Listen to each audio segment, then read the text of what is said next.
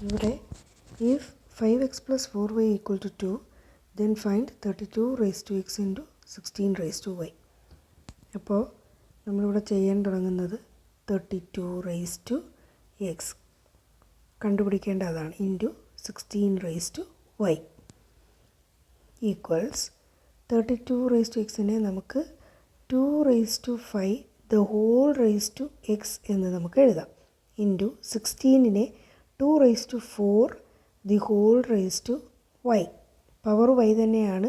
32നെ 2 raised to 5 എന്ന് എഴുതുന്നു 2 into 2 into 2 into 2 into 2 2 multiplied by 5 times 2 into 2 4 into 2 8 8 into 2 16 into 2 32 അതുകൊണ്ടാണ് 2 raised to 5 എന്ന് എഴുതിയത് 16നെ 2 raised to 4 എന്ന് നമുക്ക് എഴുതാം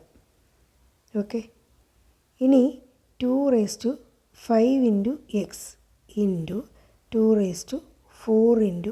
y. അപ്പോൾ നമുക്ക് എക്സ്പോണൻസിൻ്റെ ഒരു ലോ ഇവിടെ ഉണ്ട് a raised to m the whole raised to x equal to a raised to m into x. അതാണ് നമ്മളിവിടെ യൂസ് ചെയ്തത് അപ്പോൾ 5x 4y ഈക്വൽ ടു ഇനി വേറൊരു ലോ ഉണ്ട് a raised to m into a raised to n equal to a raised to m plus n എക്സ്പോണൻസിൻ്റെ ലോയാണ് equal to 2 raised to 5x plus 4y equal to 5x plus 4y എന്നുള്ളത് നമ്മുടെ ക്വസ്റ്റ്യനിൽ തന്നിട്ടുണ്ട് it is 2